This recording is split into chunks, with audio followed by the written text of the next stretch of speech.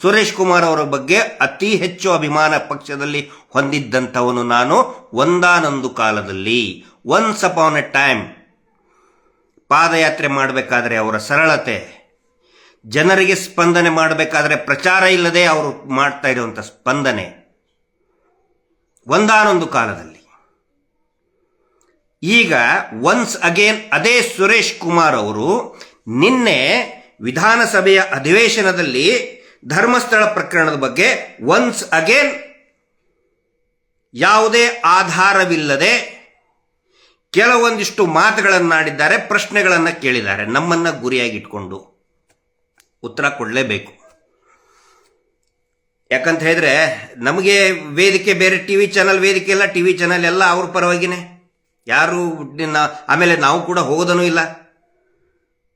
ಬೇರೆ ವೇದಿಕೆಯಲ್ಲಿ ದೊಡ್ಡ ದೊಡ್ಡ ವೇದಿಕೆಯಲ್ಲೆಲ್ಲ ಇವರು ಶಾಸಕರು ಇರ್ತಾರೆ, ಅಧಿವೇಶನದಲ್ಲಿ ಕೂಡ ಇವರು ಶಾಸಕರು, ಆದರೂ ಕೂಡ ನಾವು ಉತ್ತರ ಕೊಡಲೇಬೇಕು. ಸೊ ಅವರು ಏನು ಹೇಳಿದರು ಮತ್ತೆ ಅದಕ್ಕೆ ವಾಸ್ತವತೆ ಏನಿದೆ ಸಾರ್ವಜನಿಕರ ಮುಂದೆ ನಾನು ಅದನ್ನು ವಿವರಣೆ ಕೊಡ್ತಾ ಹೋಗ್ತಾ ಇದ್ದೀನಿ. ನಿನ್ನೆ ಅವರು ಹೇಳಿದರು ಏನಂತ ಹೇಳಿದರೆ,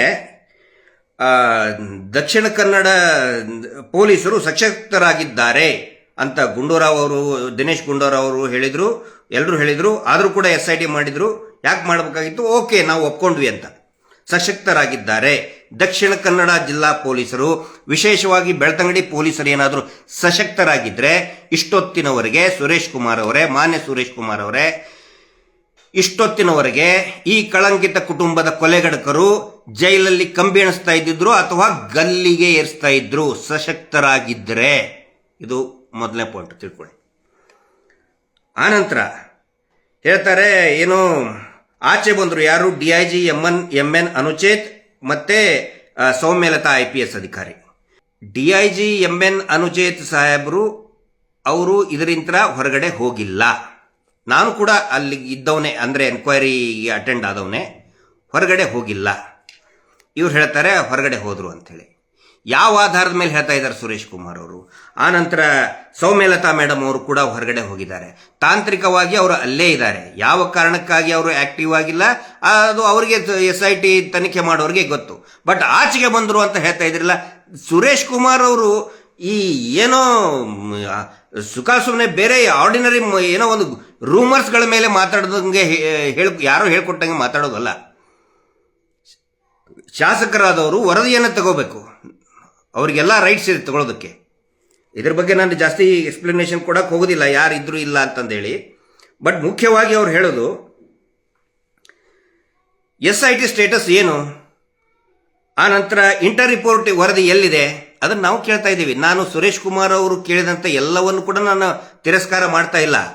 SIT ವರದಿ ನೋಡಿ, ಸುರೇಶ್ ಕುಮಾರ್ ಅವ್ರಿಗೆ ಗೊತ್ತಿರಲಿ, ಬೆಳತಂಗಡಿಗೆ ಒಂದು ಕಂಪ್ಲೇಂಟ್ ರಿಪೋರ್ಟ್ ಅಂತ ಕೊಟ್ಟರು. ನಮಗೇನು ಹೇಳ್ತಾ ಇದ್ರು, ಫಾರಿನ್ ಫಂಡ್ ಬಂತು ಇವರಿಗೆ, ಲ್ಯಾಬ್ ಇಂತ್ರ ತಗೊಂಡು ಬಂದರು, ಏನು ತಲೆ ಬುರುಡೆಯನ್ನು ಲ್ಯಾಬ್ ಇಂತ್ರ ತಗೊಂಡು ಬಂದರು, ಮ್ಯೂಸಿಯಂ ಇಂತ್ರ ತಗೊಂಡು ಬಂದರು, ಯಾವುದೋ ಸ್ಮಶಾನ ಇಂತ್ರ ತಗೊಂಡು ಬಂದರು ಅಂತೇಳಿ TV ಚಾನಲ್ ಸುಳ್ಳು ಸುಳ್ಳು ರಿಪೋರ್ಟ್ ಮಾಡಿದ್ರಲ್ಲ. ಫಾರಿನ್ ಫಂಡ್ ಬರ್ತಾ ಇದೆ. ಇದೇ ಆರ್ ಅಶೋಕ್ ಅವರು ತಿಮಿಂಗಲ ಇದೆ, ದೊಡ್ಡದು ಷಡ್ಯಂತ್ರ ಇದೆ. ಆ ತಿಮಿಂಗಲು ಏನಾದರೂ ತೋರಿಸ್ಬೇಕಿತ್ತಲ್ಲ ಆ ಸುರೇಶ್ ಕುಮಾರ್ ಅವರೇ. ವರದಿಯನ್ನು ಆಲ್ರೆಡಿ ಕೊಟ್ಟಾಗಿದ್ದಾರಲ್ಲ, ಏನು ಕಂಪ್ಲೇಂಟ್ ರಿಪೋರ್ಟ್, ಅದರಲ್ಲಿ ಕಂಪ್ಲೇಂಟ್ ರಿಪೋರ್ಟ್ ಇನ್ನೂ ನ್ಯಾಯಾಲಯಕ್ಕೆ ಸಬ್ಮಿಟ್ ಮಾಡಿದ್ದಾರೆ. ನ್ಯಾಯಾಲಯ ಇದುವರೆಗೂ ಕೂಡ ನಮ್ಮನ್ನು ಯಾರನ್ನು ಕೂಡ ಅಕ್ಯೂಸ್ಡ್ ಮಾಡಿಲ್ಲ, ಇವತ್ತಿನವರೆಗೂ ಕೂಡ ಅಕ್ಯೂಸ್ಡ್ ಮಾಡಿಲ್ಲ. ಸುರೇಶ್ ಕುಮಾರ್ ಅವರೇ, ಗೊತ್ತಿರಲಿ ನಿಮಗೆ, ಅಧಿವೇಶನದಲ್ಲಿ ಮಾತಾಡಬೇಕಾದ್ರೆ ವರದಿಯನ್ನ, ದಾಖಲೆಗಳನ್ನ ತೆಗೆದುಕೊಂಡು ಅದನ್ನು ಅಧ್ಯಯನ ಮಾಡಿ ಮಾತಾಡಬೇಕು ಸುರೇಶ್ ಕುಮಾರ್ ಅವರು. ಧರ್ಮಸ್ಥಳಕ್ಕೆ ಅಪಚಾರ ಬರುವ ಹಾಗೆ, ಆಮೇಲೆ ಧರ್ಮಸ್ಥಳದ ಮೇಲಿರುವಂತಹ ನಂಬಿಕೆಯನ್ನ ಛಿದ್ರ ಮಾಡ್ತಾ ಇದ್ದಾರೆ. ಯಾರು ಮಾಡ್ತಾ ಇದ್ದಾರೆ ಅದನ್ನ? ನಮಗೂ ಕುತೂಹಲ ಇದೆ, ಯಾರು ಮಾಡ್ತಾ ಇದ್ದಾರೆ ತೋರಿಸ್ರಿ ಅದನ್ನ. ನಂಬಿಕೆ ಛಿದ್ರ ಬರೋ ಹಾಗೆ ಯಾರು ಮಾಡ್ತಾ ಇದ್ದಾರೆ? ಏನಾದ್ರೂ ದಾಖಲೆ ಇದೆಯಾ? ನಾವೇನಾದ್ರೂ ಮಾಡ್ತಾ ಇದ್ರೆ ತೋರಿಸಿ ಅದನ್ನ. ಕೊಲೆ ಮಾಡೋದ್ರಿಂದ ನಂಬಿಕೆ ಛಿದ್ರ ಆಗುತ್ತೋ ಅಥವಾ ನ್ಯಾಯ ಕೇಳೋದ್ರಿಂದ ನಂಬಿಕೆ ಛಿದ್ರ ಆಗುತ್ತೋ? ಧರ್ಮಸ್ಥಳಕ್ಕೆ ಅಂಟಿದ ಕಳಂಕ ಹಾಗೇ ಇರಬೇಕಾ ಅಂತ ಕೇಳ್ತೀರಾ? ಧರ್ಮಸ್ಥಳಕ್ಕೆ ಕಳಂಕ ಅಂಟಿಸಿದವ್ರು ಯಾರು? ಕಳಂಕ ಇರುವುದು ಕುಟುಂಬದ ಮೇಲೆ. ಆ ಕುಟುಂಬದ ಪ್ರಭಾವಿ ಕುಟುಂಬದ ಮೇಲೆ, ಯಾವ ಕುಟುಂಬವನ್ನು ನಾವು ರಕ್ಷಣೆ ಮಾಡೋದಕ್ಕೆ ನೀವು ಹಗಲಿರಲು ಪ್ರಯತ್ನ ಮಾಡ್ತಾ ಇದ್ದೀರಲ್ಲ ಸುರೇಶ್ ಕುಮಾರ್ ಅವರೇ, ಆ ಕುಟುಂಬದ ಮೇಲೆ ಕಳಂಕ ಇರುವುದು. ಆನೆ ಮಾವುತನ ಪ್ರಕರಣದಲ್ಲಿ ಸ್ವತಃ ಅವರ ಹೆಸರು, ಅಣ್ಣ ತಮ್ಮ ಬ್ರದರ್ಸ್, ದಣಿ ಬ್ರದರ್ಸ್ ಇದ್ದಾರೆ, ಅವರ ಹೆಸರನ್ನ ಹೇಳಿಯೇ ದೂರು ಕೊಟ್ಟಿರುವುದು SP ಅವರಿಗೆ. ಇವ್ರು ಕೊಟ್ಟಂತೆ ಪೊಲೀಸ್ ಸ್ಟೇಷನ್ ಅಲ್ಲಿ ಕಂಪ್ಲೇಂಟೇ ತಗೊಳ್ಳಲ್ಲ. ಆ ಸತ್ತ ನಾರಾಯಣ ಮತ್ತು ಯಮುನಾಳ ಸಂಬಂಧಿಕರು, ಹೆಂಡತಿ ಮತ್ತು ಮಕ್ಕಳು ಕೊಟ್ಟಂತಹ ದೂರನ್ನ ತೆಗೆದುಕೊಳ್ಳೋದಿಲ್ಲ, SP ಗೆ ಕೊಡ್ತಾರೆ. ಇವರದೇ, ನೀವು ಯಾರ ರಕ್ಷಣೆ ಮಾಡ್ತಾ ಇದ್ರಲ್ಲ ಸುರೇಶ್ ಕುಮಾರ್ ಅವರೇ, ಅವರದೇ ಹೆಸರನ್ನ ಹಾಕಿ ಇಂಥವರಿಂದನೇ ನನ್ನ ಗಂಡನ ಮತ್ತು ಗಂಡನ ತಂಗಿಯ ಕೊಲೆಯಾಗಿದೆ, ಇವರೇ ಕಾರಣರಿದ್ದಾರೆ ಅಂತ ಹೇಳಿದ್ರು ಕೂಡ ದೂರನ್ನ ದಾಖಲೆ ಮಾಡಲಿಲ್ಲ. ಕಳಂಕ ಇರೋದು ಯಾರ ಮೇಲೆ? ದೇವಸ್ಥಾನದ ಮೇಲೆನಾ? ಕಳಂಕ ಇರೋದು ಆ ಕುಟುಂಬದ ಮೇಲೆ. ಪದ್ಮಲತಾ ಪ್ರಕರಣದಲ್ಲಿ ಅದೇ ಕುಟುಂಬದ ಮತ್ತೊಬ್ಬರು ಅವರು ತೀರ್ಕೊಂಡ್ರು, ಪ್ರಭಾಕರ್ ಅಂತ ಹೇಳಿ, ಪ್ರಭಾಕರ್ ಜೈನ್, ಅವರೇ ಪ್ರಾಂಶುಪಾಲರಾದವರು, ಅವರ ಕಾರಿನಲ್ಲಿನೇ ಕೂರಿಸ್ಕೊಂಡು ಹೋಗಿದ್ರು ಅಂತೇಳಿ ಅವರ ಆ ಸತ್ತ ಮಗು ಪದ್ಮಲತಾಳ ತಂದೆ ಹೇಳ್ತಾರ್ರಿ ಸುರೇಶ್ ಕುಮಾರ್ ಅವರೇ. ಕಳಂಕ ಇದು ಆ ಕುಟುಂಬದ ಮೇಲೆ. ಆ ಕುಟುಂಬದ ಮೇಲೆ ಇರ್ತಕ್ಕಂತಹ ಕಳಂಕವನ್ನ ನೀವು ಸುರೇಶ್ ಕುಮಾರ್ ಅವರೇ, ಹಿರಿಯರಾದಂಥ ಸುರೇಶ್ ಕುಮಾರ್ ಅವರೇ, ಯಾಕೆ ದೇವಸ್ಥಾನಕ್ಕೆ ಆ ಕಳಂಕವನ್ನು ಅಂಟಿಸ್ತಾ ಇದ್ರಿ ನೀವು? ಅದು ಅಧಿವೇಶನದಲ್ಲಿ ಯಾಕೆ ಹಿಂದೂ ಧರ್ಮಕ್ಕೆ, ಹಿಂದೂ ದೇವಸ್ಥಾನಕ್ಕೆ ಕಳಂಕ ತರ್ತಾ ಇದ್ದೀರಿ?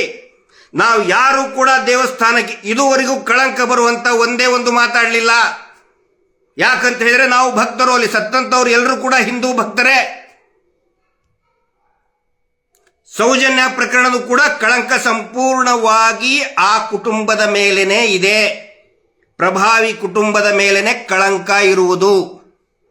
ಆ ಕುಟುಂಬದ ಮೇಲೆ ಇರ್ತಕ್ಕಂತಹ ಕಳಂಕವನ್ನ ದೇವಸ್ಥಾನಕ್ಕೆ ಯಾಕೆ ಅಂಟಿಸ್ತಾ ಇದ್ದೀರಿ ಸುರೇಶ್ ಕುಮಾರ್ ಅವರೇ ನೀವು? ದೇವಸ್ಥಾನಕ್ಕೆ ಕಳಂಕ ಮಾಡ್ತಾ ಇರೋರು ಯಾರು?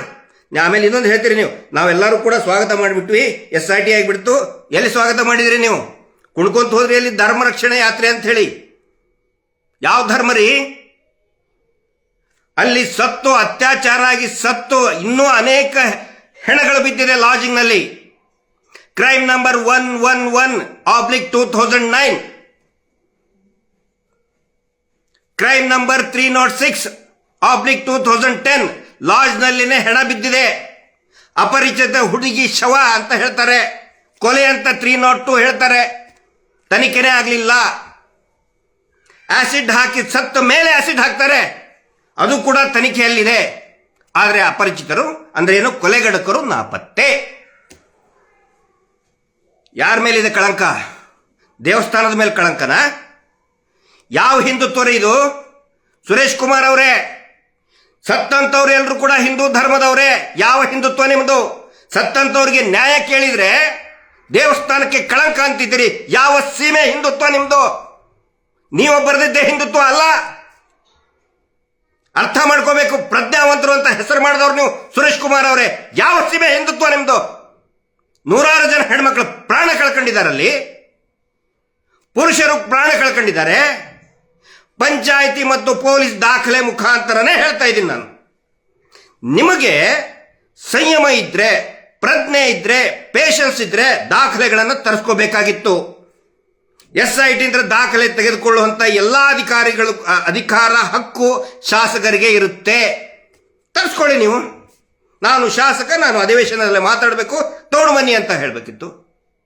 ಯಾಕೆ ದಾಖಲೆ ತರಿಸ್ಕೊಂಡು ಮಾತಾಡಲ್ಲ? ನಮ್ಮ ಕಡೆ ಇದೆ ದಾಖಲೆ, SIT ಹತ್ರ ಇದೆ, ಪೊಲೀಸರ ಹತ್ರ ಇದೆ. ಅಸಹಜ ಸಾವುಗಳ ಪ್ರಕರಣದ ಬಗ್ಗೆ ಪೊಲೀಸರ ಹತ್ರ ಇದೆ. ತರಿಸ್ಕೊಂಡು ಅಧಿವೇಶನದಲ್ಲಿ ಹಿಡ್ಕೊಂಡು ಮಾತಾಡಬೇಕಿತ್ತು ನೀವು. ಹೇಳ್ತಾರೆ ಸುರೇಶ್ ಕುಮಾರ್, ನಾನು ಪೇಪರಲ್ಲಿ ನೋಡಿದ್ದೀನಿ, ಇವ್ರದ್ದು ವಿಡಿಯೋ ದಯವಿಟ್ಟು ಇದನ್ನು ಹಾಕಬೇಕು, ವಿಡಿಯೋ ಹಾಕಿ ತೋರಿಸ್ತೇನೆ ನಾಳೆ. ಅದನ್ನು ದಯವಿಟ್ಟು ನಮ್ಮ ಯೂಟ್ಯೂಬರ್ಸು ಮತ್ತು ಈ ಸೋಷಿಯಲ್ ಮೀಡಿಯಾದಲ್ಲಿ ಇರೋರು ಅಂಥವ್ರು ಸುರೇಶ್ ಕುಮಾರ್ ಅವ್ರದ್ದು ಕೂಡ ಸ್ಟೇಟ್ಮೆಂಟನ್ನು ಹಾಕಿ. ನಾನು ಪತ್ರಿಕೆಯಲ್ಲಿ ನೋಡಿಬಿಟ್ಟೆ, ಟಿವಿಯಲ್ಲಿ ನೋಡಿಬಿಟ್ಟೆ. ಏನು ಹೇಳ್ತಾರೆ ಟಿವಿಯಲ್ಲಿ? ಮಣ್ಣು.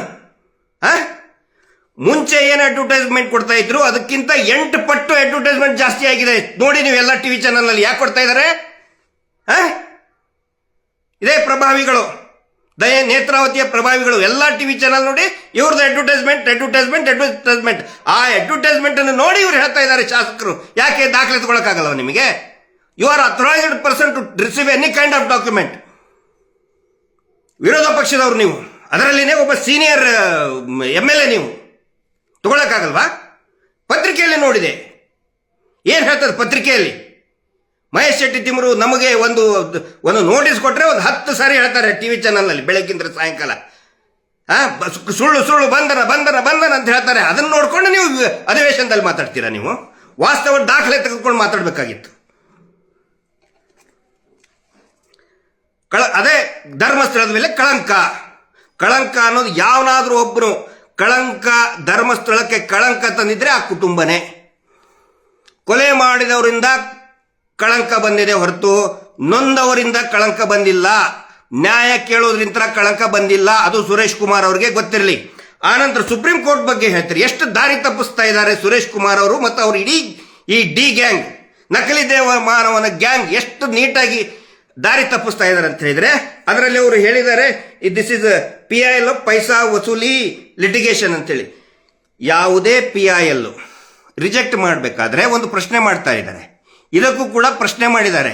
ಇದು ಏನು ಪಬ್ಲಿಸಿಟಿ ಇಂಟ್ರೆಸ್ಟ್ ಲಿಟಿಗೇಷನ್ನ, ಪೈಸಾ ವಸೂಲಿ ಲಿಟಿಗೇಷನ್ನ, ಲಾಸ್ಟಿಗೆ ಅದು ಒಂದು ಜನರಲ್ ಆಗಿಬಿಟ್ಟಿದೆ ಈಗ.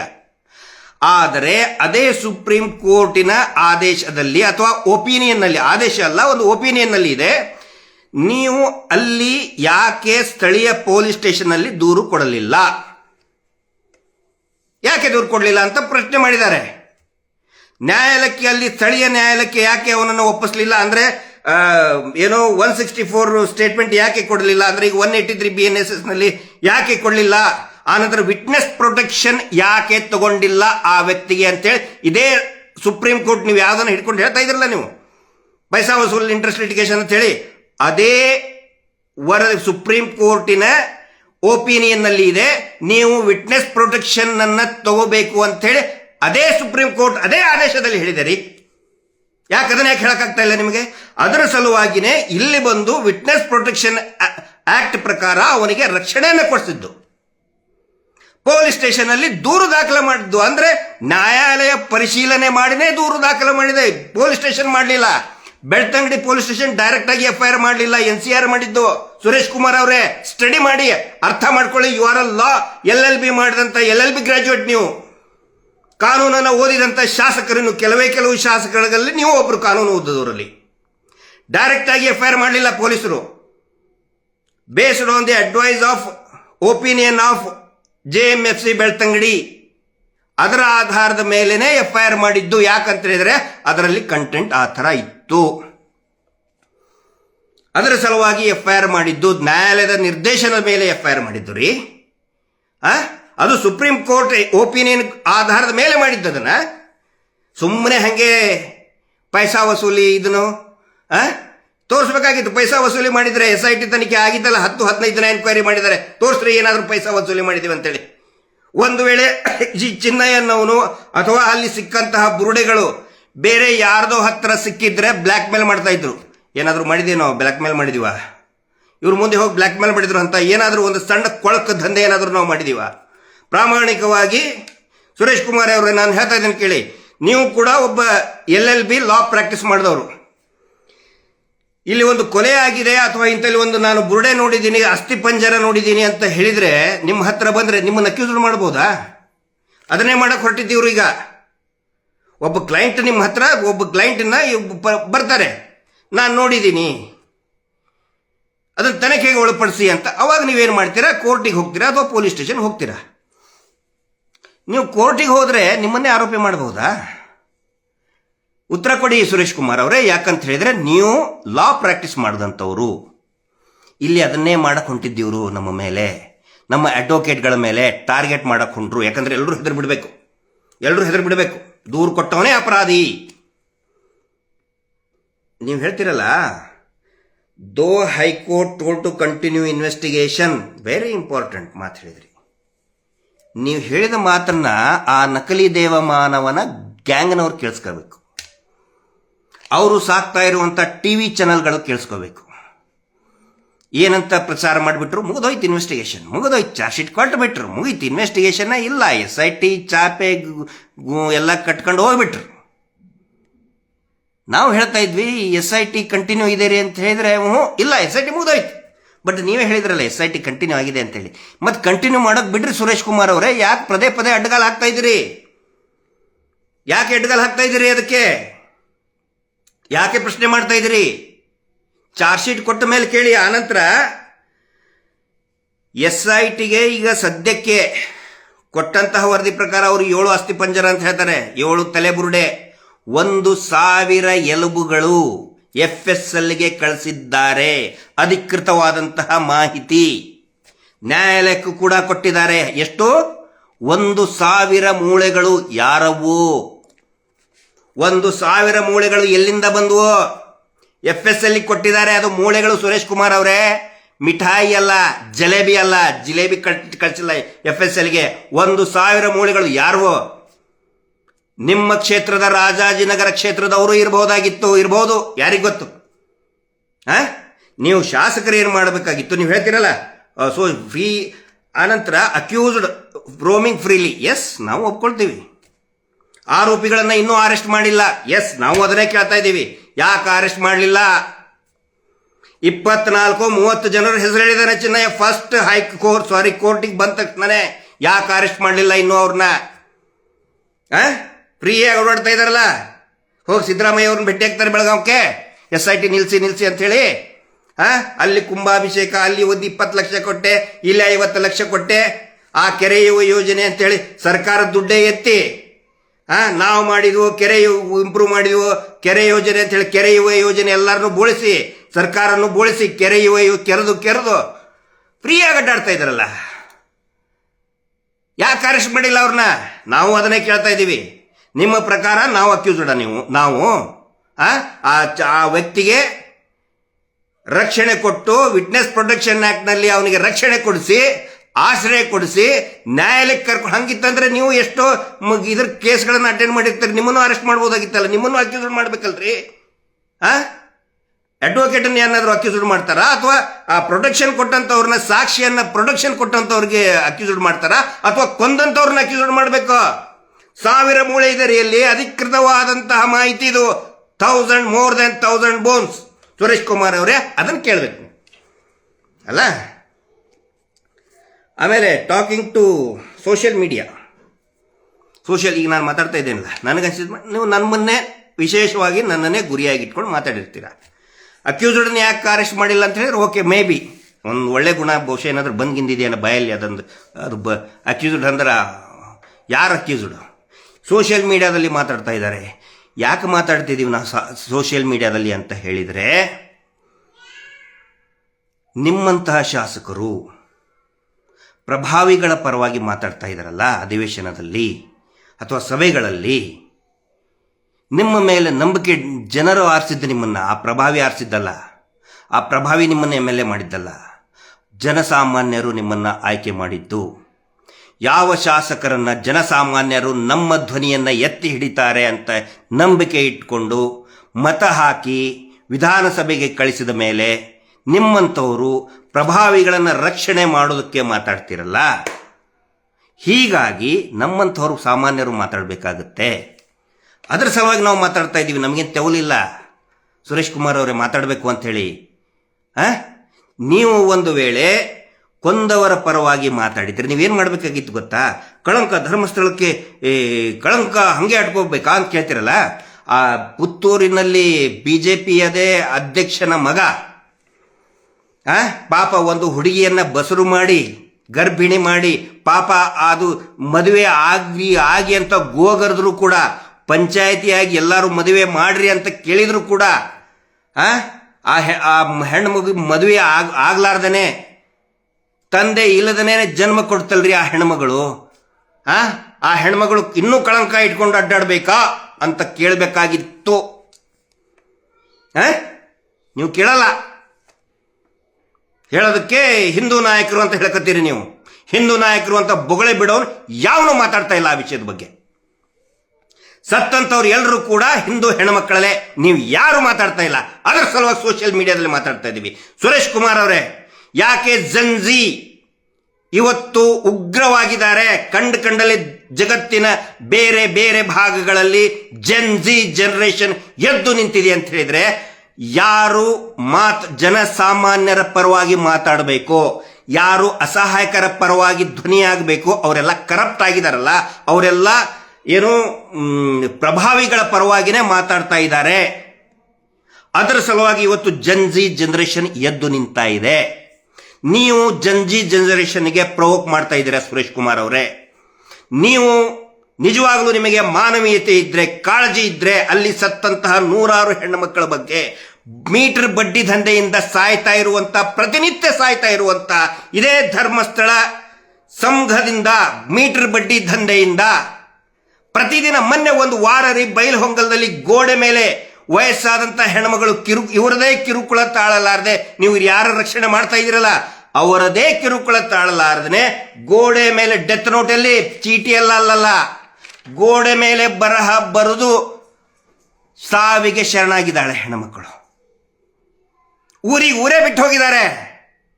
ನನ್ನಂತವ್ರ ಪರವಾಗಿ ಮಾತಾಡ್ಬೇಕು ಸುರೇಶ್ ಕುಮಾರ್, ನನ್ನಂತವ್ರ ಪರವಾಗಿ ಮಾತಾಡಬೇಕು. ಕೊಂದಂತವ್ರ ಪರವಾಗಿ ನೀವು ಮಾತಾಡ್ತಿರಲ್ಲ, ಅದ್ರ ಸಲುವಾಗಿ ಸೋಷಿಯಲ್ ಮೀಡಿಯಾದಲ್ಲಿ ನಮ್ಮಂತವ್ರು ಸಾಮಾನ್ಯರು ಮಾತಾಡ್ತೀವಿ ನಾವು. ನಿಮಗೇನು ಚುಚ್ಚುತ್ತೈತೆ? ಕಚ್ಚಾ ಕಚ್ಚಾ ಕಚ್ಚಾ ನಿಮಗೇನು ಚುಚ್ಚುತ್ತೈತೆ ನಾವು ಮಾತಾಡಿದ್ರೆ? ನೀವು ಮಾತಾಡಿದ್ರೆ ನಾವ್ಯಾಕೆ ಮಾತಾಡಬೇಕಿತ್ತು ಸೋಷಿಯಲ್ ಮೀಡಿಯಾದಲ್ಲಿ? ನೀವು ಅಧಿವೇಶನದಲ್ಲಿ ನಿಂತ್ಕೊಂಡು ಕೊಂದವರಿಗೆ ಶಿಕ್ಷೆ ಆಗಲಿ ಅಂತ ಹೇಳಿ ಒಂದು ಮಾತು ಕೇಳಕ್ಕೆ ಒಂದು ಮಾತು ಬರಲಿಲ್ಲ ನಿಮ್ಗೆ ಇದುವರೆಗೂ ಕೂಡ. ಆನೆ ಮಾವತನ ಕೊಲೆಯಾಗಿ ಡಬಲ್ ಮರ್ಡರ್ ಆಗಿ ಅದು ಕೂಡ 13 ವರ್ಷ ಆಯ್ತು, ಒಂದು ಮಾತು ಬರಲಿಲ್ಲ.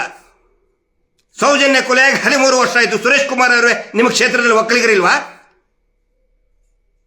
ವೇದವಲ್ಲಿ ಲಿಂಗಾಯತರು ನಿಮ್ಮ ಕ್ಷೇತ್ರದಲ್ಲಿ ಲಿಂಗಾಯತರು ಇಲ್ವಾ?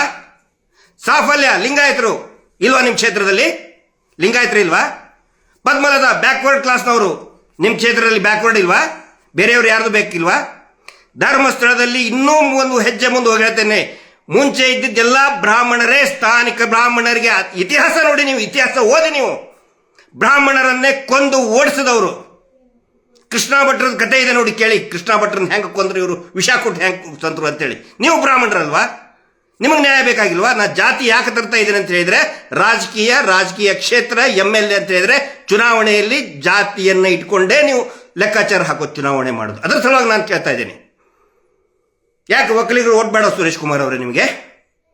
ನಿಮಗೇನಾದ್ರೂ ಪ್ರಜ್ಞೆ ಇದ್ರೆ ನೀವು ಹೇಳಬೇಕಾಗಿತ್ತು, ಧರ್ಮಸ್ಥಳದಲ್ಲಿ ಇಷ್ಟು ಜನ ಕಾಣೆಯಾಗಿದ್ದಾರೆ, ಇಷ್ಟು ಅಪರಿಚಿತ ತಲೆಬುರುಡೆಗಳು ಸಿಕ್ಕಿದೆ. ನಮ್ಮ ಕ್ಷೇತ್ರದಲ್ಲಿ ಯಾರಾದರೂ ಕಾಣೆಯಾಗಿದ್ದಲ್ಲಿ, ರಾಜಾಜಿನಗರದಲ್ಲಿ ಕಾಣೆಯಾಗಿದ್ದಲ್ಲಿ ದಯವಿಟ್ಟು ನನಗೆ ಬಂದು ಮಾಹಿತಿ ಕೊಡಿ, ನಾನು SITಗೆ ಹೇಳಿ ತನಿಖೆ ಮಾಡ್ತೀನಿ ಅಂತ ಹೇಳಿದ್ರೆ ಅವಾಗ ಶಾಬಾಷ್ ಸುರೇಶ್ ಕುಮಾರ್ ವೆರಿ ಗುಡ್ ಅಂತ ಎಲ್ಲರೂ ಹೆಮ್ಮೆಯಿಂದ ಹೇಳ್ತಾ ಇದ್ರು ನಿಮಗೆ. ಅದು ಬಿಟ್ಟು ಆ ಕೊಲೆಗಡಕರನ್ನ, ಆ ಮೀಟರ್ ಬಡ್ಡಿ ದಂಧೆ ಮಾಡೋರ ಪರವಾಗಿ ನಿಂತ್ಕೊಂಡು ಮಾತಾಡ್ತಿರಲ್ಲ, ನಿಮಗೆ ಯಾವ ಸೀಮೆ ಹಿಂದುತ್ವ ರೀ ನಿಮ್ದು? ಯಾವ ಸೀಮೆ ಲೀಡರ್ ನೀವು? ಶೇಮ್. ಗಡಿಪಾರು ಆಗಿ ಆ ವ್ಯಕ್ತಿ, ಆದಂಥ ವ್ಯಕ್ತಿ ಚಳ್ಳೆ ಹಣ್ಣು ತಿನ್ನಿಸ್ತಾ ಇದ್ದಾನೆ ಪೊಲೀಸರಿಗೆ. ಇವತ್ತು 11 ಗಂಟೆ 12 ಗಂಟೆಗೆ ಅವರಿಗೆ 2ನೇ ಸಾರಿ ಹೈಕೋರ್ಟಲ್ಲಿ ರಿಲೀಫ್ ಸಿಕ್ಕಿದೆ. ಯಾರಿಗೆ? ಆ ವ್ಯಕ್ತಿ ಅಂತ ಹೇಳಿದ್ರಲ್ಲ, ಯಾಕೆ ನಾಚಿಕೆನಾ ಹೆಸರು ತಗೊಳಕ್ಕೆ? ಮಹೇಶ್ ಶೆಟ್ಟಿ ತಿಮರೋಡಿ, ಹಿಂದುತ್ವದ ನಾಯಕ, ನೈಜ ನಾಯಕ. ಸುರೇಶ್ ಕುಮಾರ್ ಅವರ ನಿಮ್ಮ ಮನೆಯಲ್ಲೂ ಕೂಡ RSS ಸಂಸ್ಥಾಪಕರ ಫೋಟೋ ಇರಲಿಕ್ಕಿಲ್ಲ. ನಾನು ನೋಡಿಲ್ಲ, 2-3 ಸರಿ ಬಂದಿದ್ದೀನಿ ಆತ್ಮೀಯರಾಗಿದ್ದಾಗ. ನಿಮ್ಮ ಮನೆಯಲ್ಲೂ ಕೂಡ ಸಂಘದ ಹಿರಿಯರ ಫೋಟೋ ಇರಲಿಕ್ಕಿಲ್ಲ. ಆದರೆ ಮಹೇಶ್ ಶೆಟ್ಟಿ ತಿಮರೋಡಿ ಅವರ ಮನೆಯಲ್ಲಿ ಇವತ್ತಿಗೂ ಕೂಡ ಎಂಟ್ರೆನ್ಸ್ಗೆ ದೊಡ್ಡ ಹಾಲಲ್ಲಿನೇ ಸಾಲ್ಕ ಸಂಘದ ಪ್ರಮುಖರ ಹೆಸರು ಫೋಟೋ ಹಾಕೊಂಡಿದ್ದಾರೆ. ಅವ್ರ ಹೆಸರು ತಗೊಳಕ್ಕೆ ಯಾಕ್ರಿ ನಾಚಿಕೆ ನಿಮಗೆ ಸುರೇಶ್ ಕುಮಾರ್ ಅವರೇ? ಮಹೇಶ್ ಶೆಟ್ಟಿ ತಿಮರೋಡಿ ಅವರ ಹೆಸರು ತಗೊಳಕ್ ನಾಚಿಕೆನಾ? ಯಾವ BJP ಶಾಸಕರ ಮನೆಯಲ್ಲಿ ಸಂಘದ ಸಂಸ್ಥಾಪಕರು, ಆನಂತರ ನಿರಂತರ 3-4 ಸರಸಂಘ ಚಾಲಕರ ಫೋಟೋ ಯಾವ BJP ನಾಯಕನ ಮನೆಯಲ್ಲಿದೆ? ಆ ರೆಡ್ಡಿ ಜನಾರ್ದನ್ ರೆಡ್ಡಿ ಮನೆಯಲ್ಲಿದೆಯಾ? ರೀಲ್ಸ್ ಮಾಡ್ತಾರೆ ಕರಿ ಟೋಪಿ ಹಾಕೊಂಡು, ಇದೆಯಾ? ಯಾವ ನಾಯಕರ ಮನೆಯಲ್ಲಿದೆ? ನಾನು ಕೂಡ ಎಷ್ಟೋ ಸಾರಿ ಹೇಳಿದೆ ಅವರಿಗೆ, ಸರ್ ಯಾಕ್ರಿ ಹಾಕ್ತೀರಿ ಇದನ್ನ ಅಂತೇಳಿ. ಯಾಕೆ ಇಲ್ಲ, ನಾನು ಹಾಕೋನೇ. ಅಷ್ಟು ಕಟ್ಟರ್ ಸಂಘದಿಂದ ಬಂದಂಥವ್ರು ನಾವಲ್ಲ ಬಿಡಿ. ನಾನು 1 ಸಾರಿ 2 ನಾನು ಕೂಡ ಸಂಘದ ಶಿಕ್ಷಣ ನನಗೂ ಆಗಿದೆ. ಆದರೆ ಮಹೇಶ್ ಶೆಟ್ಟಿ ತಿಮರೋಡಿ ಅವ್ರಿಗಿರುವಷ್ಟು ಕಟ್ಟರ್ವಾದಿ ನಾನು ಖಂಡಿತ ಅಲ್ಲ. ಆದರೆ ಅವರು ವ್ರತ ರೀತಿಯಾಗಿ ಮಾಡ್ತಾ ಇದ್ದಾರೆ ಹಿಂದುತ್ವ ಅಂಥೇಳಿ. ಅವ್ರ ಹೆಸರು ತಗೊಳಕ್ಕೆ ಯಾಕೆ ನಾಚಿಕೆ ಏನ್ರಿ ನಿಮಗೆ?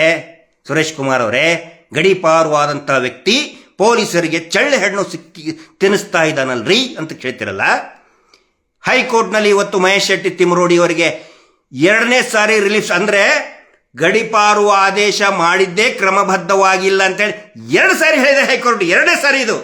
1ನೇ ಸಾರಿ ಆಯ್ತು ನೀವು ಮಾಡೋದಾದ್ರೆ ಕರೆಕ್ಟಾಗಿ ಮಾಡಿ ಅಂತ ಹೇಳ್ತಾರೆ, ಮತ್ತೆ 2ನೇ ಸಾರಿ ನಾವು ಗಡೀಪಾರು. ನಿಜವಾಗಿ ನೀವೆಲ್ಲರೂ ಸೇರಿ ಮಹೇಶ್ ಶೆಟ್ಟಿ ತಿಮ್ಮರೋಡಿ ಅವರು ಬೆಂಬಲಕ್ಕೆ ನಿಂತ್ಕೋಬೇಕಾಗಿತ್ತು ನೀವು. 2ನೇ ಸಾರಿ ಮತ್ತೆ ಹೇಳಿದೆ, ಇವತ್ತು ಕೂಡ ಹೈಕೋರ್ಟ್ ಹೇಳಿದೆ ಕ್ರಮಬದ್ಧವಾಗಿ ಮಾಡಿಲ್ಲ ಅಂತ ಮತ್ತೆ ಹೇಳಿದೆ. ಮಹೇಶ್ ಶೆಟ್ಟಿ ಚಳ್ಳೆ ಹಣ್ಣು ತಿನ್ನಿಸಿದ್ರಾ ನಿಮಗೆ? ಪೊಲೀಸರಿಗೆ ಚಳ್ಳೆ ಹಣ್ಣು ತಿನ್ನಿಸಿದ್ರಾ? ಈ ಮತ್ತು ದಣಿಗಳು ಇಷ್ಟು ವರ್ಷದಿಂದ ಚಳ್ಳೆ ಹಣ್ಣಲ್ಲ, ಕಲ್ಲಂಗಡಿ ಹಣ್ಣು, ಪಪ್ಪಾಳೆ ಹಣ್ಣು, ಆಮೇಲೆ ಇನ್ನೇ ಡ್ರ್ಯಾಗನ್ ಫ್ರೂಟು, ಕಿವಿ ಫ್ರೂಟು ತಿನ್ನಿಸಿ ಮತ್ತೆ ಕಿವಿಗೆ ಹೂ ಇಟ್ಟಿದಾರಲ್ಲ ಪೊಲೀಸರಿಗೆ. ಎಲ್ಲ ಕೊಲೆಯಲ್ಲಿ ಕೂಡ ಪರಾರಿಯಾಗಿ ಯಾವ್ದಾವುದೋ ಅಮಾಯಕರನ್ನ ಸೇರಿಸಿ ಅವ್ರಿಗೆ ಶಿಕ್ಷೆ ಕೊಡಿಸಿ ಪಪ್ಪಾಳೆ ಹಣ್ಣು ತಿನ್ನಿಸಿದ್ರು, ಕಲ್ಲಂಗಡಿ ಹಣ್ಣು ತಿನ್ನಿಸಿದ್ರು, ಕಿವಿ ಫ್ರೂಟು ತಿನ್ನಿಸಿದ್ರು, ಕಿವಿ ಮೇಲೆ ಹೂನು ಇಟ್ಟರು, ಪೊಲೀಸರಿಗೆ ಇಟ್ಟರು, ಸರ್ಕಾರಕ್ಕೂ ಇಟ್ಟರು. ಈ ಕೊಲೆಗಡಿಕ ಕುಟುಂಬ ಇವರು ಗಡಿಪಾರಾದಾಗ ಎಲ್ಲೋ ಒಂದು ಕಡೆ ಆರಾಮಾಗಿದ್ರೆ ಚಳ್ಳೆ ಹಣ್ಣು ತಿನ್ನಿಸಿದ್ರು. ನಾಚಿಕೆ ಆಗಲ್ವೇನ್ರಿ ನಿಮಗೆ? ಯಾರ ಪರವಾಗಿ ಮಾತಾಡ್ತಾ ಇದ್ದೀರಿ? ನಿಮ್ಮ ಬಗ್ಗೆ ಎಷ್ಟೋ ಗೌರವ ಇಟ್ಕೊಂಡವ್ರು ನಾವು. ನೀವು ಮಾತಾಡೋದು ಕೇಳಿದ್ರೆ ನಾನು ಒಬ್ಬನೇ ಅಲ್ಲ, ಅನೇಕ ಜನ ನಿಮ್ಮ ಬಗ್ಗೆ ಗೌರವ ಇಟ್ಕೊಂಡಂಥವ್ರು ಇವರ ಸುರೇಶ್ ಕುಮಾರ್ ಓ ಅಂತ ಇದ್ದಾರೆ. ಯಾಕೆ ಹಿಂಗಾದ್ರಿ? ಅಂದ್ರೆ ಈ ಏನು ಬಡ್ಡಿ ದಂಧೆಯಲ್ಲಿ ನಿಮ್ದೇನಾದ್ರೂ ಪಾತ್ರ, ನಿಮ್ದೇನಾದ್ರೂ ಪ್ರಸಾದ ಇದೆಯಾ ಅಲ್ಲಿ? ಸಂಶಯ ಬರ್ತಾ ಇದೆ ನಮಗೆ. ಯಾಕಂದ್ರೆ ಹೇಳ್ತಾ ಇದ್ದಾರೆ, ಯಾಕಂದ್ರೆ ನೀವು ಬಹಳಷ್ಟು ಪ್ರಸಾದ ತಗೊಂಡಿದ್ದೀರಿ ಹಿಂದೆ ಒಂದು ಆ ಕಾಲದಲ್ಲಿ ಅಂತ ಹೇಳಿ. ನಾನು ನೇರವಾಗಿ ಆರೋಪ ಮಾಡ್ತಾ ಇಲ್ಲ. ಯಾಕಂತ ಹೇಳಿದ್ರೆ ಈ ಸಂಘದ ಮೀಟರ್ ಬಡ್ಡಿ ದಂಧೆ ಅಂತ ಹೇಳಿದ್ರೆ ಸ್ವಿಸ್ ಬ್ಯಾಂಕ್ ಆಗಿದೆ. ಭಾರತದಲ್ಲಿರುವಂಥ ಅನೇಕ ರಾಜಕಾರಣಿಗಳಿಗೆ, ದೊಡ್ಡ ದೊಡ್ಡ ಅಧಿಕಾರಿಗಳಿಗೆ ಸ್ವಿಸ್ ಬ್ಯಾಂಕ್ ಕಪ್ಪು ಹಣವನ್ನು ಇನ್ವೆಸ್ಟ್ ಮಾಡುವಂತಹ, ಶೇಖರಣೆ ಮಾಡುವಂತಹ ಒಂದು ಕೇಂದ್ರನೇ ಈ ಮೀಟರ್ ಬಡ್ಡಿ ದಂಧೆ. ನಿಮ್ದೇನಾದ್ರೂ ಪ್ರಸಾದ ಅದರಲ್ಲಿ ಇದೆಯೇನೋ? ಮತ್ತೆ ಯಾಕಂದ್ರೆ ಎಲ್ಲರಿಗೂ ಹೇಳಿಬಿಟ್ಟಾರ ಅವರು, ನೀವು ನನ್ನ ರಕ್ಷಣೆ ಮಾಡಿದರೆ ಮಾತ್ರ ವಾಪಸ್ ನಿಮಗೆ, ಇಲ್ಲ ತಂದ್ರೆ ಇಲ್ಲ. ಮುಳುಗ್ತು, ನನ್ನ ಹಡಗ ಮುಳುಗ್ತಂದ್ರೆ ನೀವು ಮುಳುಗಿದ್ರಿ ಅಂತೇಳಿ ಆ ಸಂಶಯ ನಮಗೂ ಬರ್ತಾ ಇದೆ. ವಿಚಾರ ಮಾಡಿ ಮಾತಾಡಿ.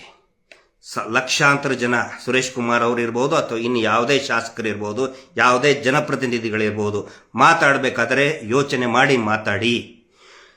ಈ ಕೊಲೆಗಡ ಕುಟುಂಬಕ್ಕೆ ಏನಾದರೂ ಶಿಕ್ಷೆ ಆದರೆ ಇಡೀ ರಾಜ್ಯ ಸಂಭ್ರಮ ಪಡ್ತದೆ. ಪ್ರತಿಯೊಂದು ಮನೆಯಲ್ಲಿ ಕೂಡ ದೀಪ ಬೆಳಗಿ ಸಂಭ್ರಮ ಪಡ್ತಾರೆ. ಅದು ರಾಜ್ಯ ಸರ್ಕಾರಕ್ಕೆ ಗೊತ್ತಿರಲಿ. ಇವ್ರು ಏನ್ ಮಾಡ್ತಾ ಇದ್ದಾರೆ ಗೊತ್ತಾ? ಈಗ ಇಂಥ ಸುರೇಶ್ ಕುಮಾರ್ ಅವರು ಆಮೇಲೆ ಇನ್ನೊಂದಿಷ್ಟು ಲೀಡರ್ಗಳನ್ನ ಇಟ್ಕೊಂಡು ಸೆನ್ಸಿಟೈಸ್ ಮಾಡಿ ಏನೋ ಧರ್ಮಸ್ಥಳಕ್ಕೆ SIT ತನಿಖೆ ಮಾಡಿದ್ರೇ ಧರ್ಮಸ್ಥಳಕ್ಕೆ ಅಪಚಾರ, ಕೊಲೆಗಡಕರನ್ನ ಹಿಡಿದ್ರೇ ಧರ್ಮಸ್ಥಳಕ್ಕೆ ಕಳಂಕ ಅನ್ನುವಂತಹ ಒಂದು ಮಾನಸಿಕತೆಯನ್ನ ಮಾರಾಟ ಮಾಡ್ತಾ ಇದ್ದಾರೆ, ಜನರಿಗೆ ಅಂಟಿಸ್ತಾ ಇದ್ದಾರೆ. ಧರ್ಮಸ್ಥಳಕ್ಕೆ ಯಾವನು ಯಾಕೆ ಹಿಡ್ಕೊಂಡು ಬರ್ರಿ, ಅವನು ಯಾವನು ಧರ್ಮಸ್ಥಳಕ್ಕೆ ಕಳಂಕ ಮಾಡಿದವನು ನಾವು ನೋಡ್ತೀವಿ, ನಾವೇ ಕೇಸ್ ಹಾಕ್ತೀವಿ ಅವನ ಮೇಲೆ. ಯಾವನ್ರಿ ಅವನು ಧರ್ಮಸ್ಥಳಕ್ಕೆ ಕಳಂಕ ಅಂಟಿಸವನು? ಕಳಂಕ ಇರೋದು ಆ ಕುಟುಂಬದ ಮೇಲೆ. ಇವ್ರು ಏನ್ ಮಾಡ್ತಾ ಇದ್ದಾರೆ ಅಧಿವೇಶನದಲ್ಲಿ, ನಾನು ನೋಡ್ತಾ ಇದ್ದೀನಿ, ಇದು ನಿರಂತರ 3ನೇ ಅಧಿವೇಶನ. SIT ಇದನ್ನ ಆದ್ಮೇಲೆ ಮತ್ತು ಬೇಕು ಅಂತಲೇ ಅದನ್ನ ಜಾರಿಗೆ ತರೋದು. 3ನೇ ಅಧಿವೇಶನ ಇದು. ನಿರಂತರವಾಗಿ ಬೇಕು ಅಂತಲೇ ಅದನ್ನ ಪ್ರವೋಕ್ ಮಾಡೋದು. ಅಯ್ಯೋ ತನಿಖೆ ಮಾಡಿಬಿಟ್ರೆ ಒಂದು ಧರ್ಮಸ್ಥಳಕ್ಕೆ ಅಪಚಾರ ಅಂತ ಹೇಳಿ ಅಯ್ಯೋ ಭಕ್ತರು ಇದನ್ನಾಗ್ಬಿಡ್ತಾರೆ. ಪ್ರತಿಯೊಬ್ಬ ಭಕ್ತರು ಕೂಡ ಖುಷಿ ಪಡ್ತಾರೆ, ಸಂಭ್ರಮ ಪಡ್ತಾರೆ. ಈ ಕೊಲೆಗಡಕ ಕುಟುಂಬವನ್ನ ಅರೆಸ್ಟ್ ಮಾಡಿ ಒಳಗಡೆ ಹಾಕಿದ್ರೆ ಲಕ್ಷಾಂತರ ಕೋಟ್ಯಾಂತರ ಭಕ್ತರು, ಕರ್ನಾಟಕ ರಾಜ್ಯ ದೇಶಾದ್ಯಂತ ಇರುವಂತ ವಿದೇಶದಲ್ಲಿ ಇರ್ತಕ್ಕಂಥ ಪ್ರತಿಯೊಬ್ಬ ಭಕ್ತರು ಕೂಡ ಖುಷಿಯಿಂದ ಸಂಭ್ರಮ ಪಡ್ತಾರೆ ಈ ಕೊಲೆಗಡಕರನ್ನ ಒಳಗಡೆ ಹಾಕಿದ್ರೆ. ಗೊತ್ತಿರಲಿ ಎಲ್ರಿಗೂ, ಈ ಸಂಚು ನಡೆಯೋದಿಲ್ಲ. ಸರ್ಕಾರಕ್ಕೂ ಕೂಡ ಗೊತ್ತಿರಲಿ. ಒಂದು ವೇಳೆ ಇದನ್ನೇನಾದ್ರೂ SITಯನ್ನ ಇವರೇನೋ ಪ್ರಶ್ನೆ ಮಾಡ್ತಾ ಇದ್ದಾರೆ, ತನಿಖೆ ನಿಂತುಬಿಟ್ಟು ಅಂತ ಹೇಳಿದ್ರೆ ಸರ್ಕಾರಕ್ಕೂ ಕೂಡ ಅತಿ ದೊಡ್ಡ ಕಳಂಕ ಅನ್ಕೊಳ್ಳುತ್ತೆ. ನಾನು ಅದಕ್ಕೆ ಹೇಳೋದು, ತನಿಖೆ ಸಂಪೂರ್ಣವಾಗಿ ಆಗಲಿ. ವರದಿ ಏನೇನು ಕೊಟ್ಟಿದ್ದೀರಾ ಅದ್ರ ಬಹಿರಂಗ ಮಾಡಲಿ. ಹಿಂದೆ ಉಗ್ರಪ್ಪ ವರದಿ ಅದನ್ನು ಕೂಡ ಮುಚ್ಚಿಟ್ಕೊಂಡ್ಬಿಟ್ರು, CBI ವರದಿ ಅದನ್ನು ಕೂಡ ಮುಚ್ಚಿಟ್ಕೊಂಡ್ಬಿಟ್ರು ಸೌಜನ್ಯ ಪ್ರಕರಣದಲ್ಲಿ. ಈಗ ಈ ವರದಿಯನ್ನು ಯಾಕೆ ಮುಚ್ಚಿಟ್ಕೊಳ್ತಾ ಇದ್ದೀರಿ? ಬಹಿರಂಗ ಮಾಡಿ ಅಂತ ನಾವು ಕೇಳ್ತಾ ಇದ್ದೀವಿ ಅದನ್ನ.